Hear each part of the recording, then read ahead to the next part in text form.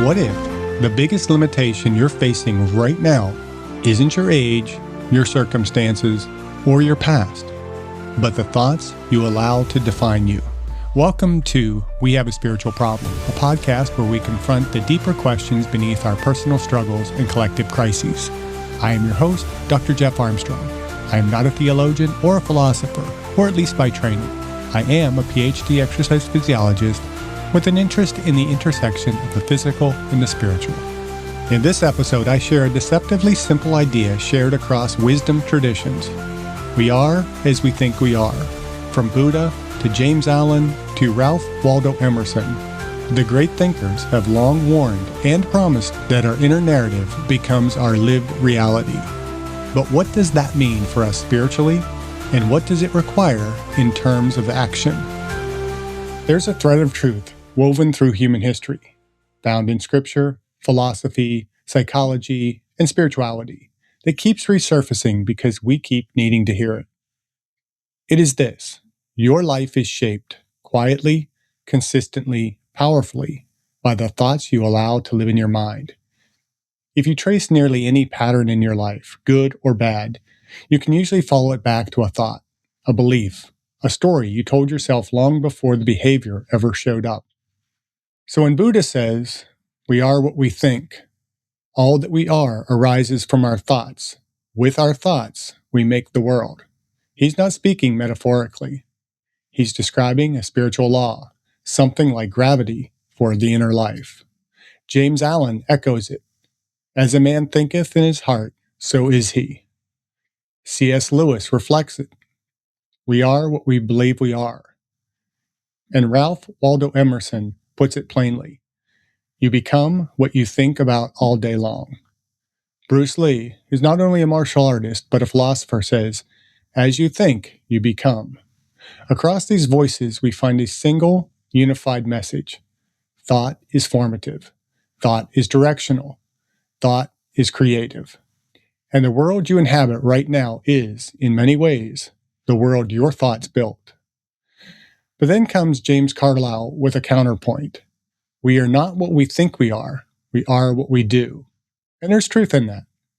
The mistake we often make is treating these statements as competing ideas, when they're actually complementary. Thought is the seed. Action is the bloom. You need both for a flourishing life. A good seed in poor soil doesn't grow, and even the best soil can't grow a seed that's never been planted. So when we talk about the spiritual power of thought, we're not talking about wishful thinking or manifesting through denial.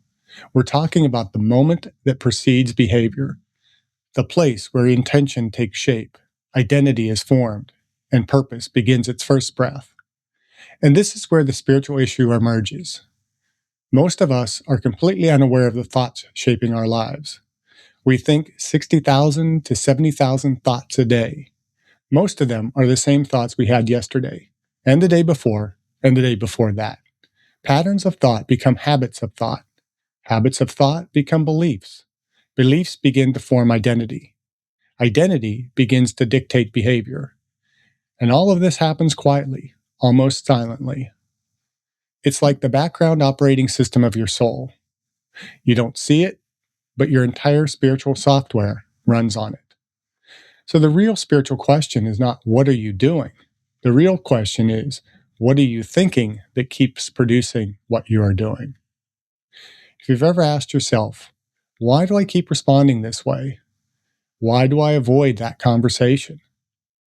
Why do I always fear this outcome? Why do I feel stuck? The answer is almost always upstream in the thought life.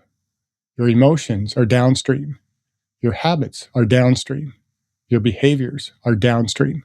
Your relationships are downstream. But your thoughts, those are at the headwaters.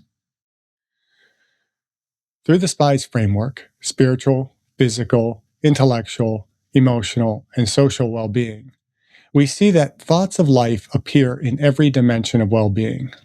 Spiritual, the beliefs you carry about who you are and who God is, or what the universe is like, shape your entire spiritual posture. Physical, what you think about your body determines how you treat it. If you think your health is hopeless, you stop trying. If you believe change is possible, you take steps. Intellectual.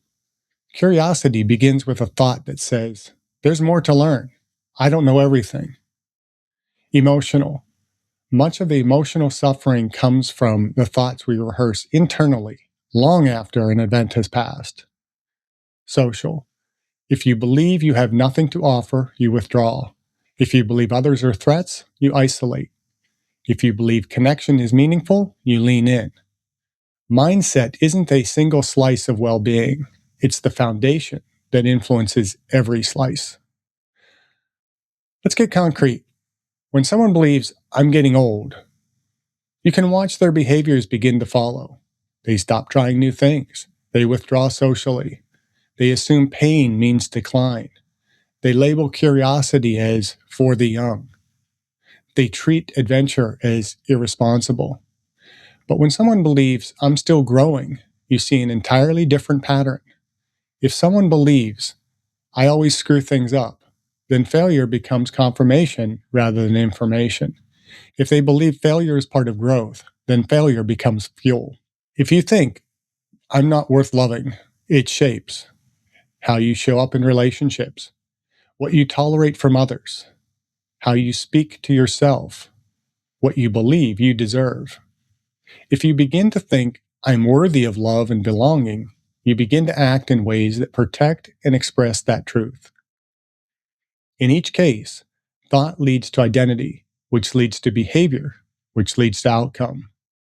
And here's the good news, and it's very good news. You are not stuck with the thoughts you have. You are not defined by the thoughts you inherited. You are not a prisoner of the thoughts that have shaped you so far. You have agency. You have choice. You have the capacity to renew your mind. You can rewrite your internal script. Not instantly, not effortlessly, but intentionally. This means your story is not fixed. Your identity is not final. Your beliefs are not unchangeable. Your potential is not capped. Today, right now, you have the ability to shift your inner world in a way that will eventually reshape your outer world. And that is a deeply spiritual truth. Let me offer a few practices that move this from theory to reality. Thought awareness. Begin noticing your thought patterns, not judging them, just noticing. Ask yourself, what story am I telling myself right now? Naming the narratives. Identify the repeated themes. Where do you default to fear? Where do you default to limitation? Where do you default to comparison? Naming a thought is the first step in changing it. Reframing. A reframed thought isn't a lie. It's a more truthful, more empowering version of reality. Instead of I can't, try I can't yet. Instead of I always fail, try I'm still learning. Small, purposeful actions. Once the thought is reframed, take a step, any step, that embodies the new belief. Thought fuels action. Action reinforces thought. It becomes a vicious cycle. So, as we wrap up, here's what I want you to hold on to. Your thoughts are not just mental content. They are spiritual architecture. They build the internal world you inhabit. And the invitation in front of you today is beautifully simple. Think with intention, act with purpose, become with awareness. Because you truly can be your best today, be better tomorrow. And remember, we are deeply, profoundly, quietly as we think we are.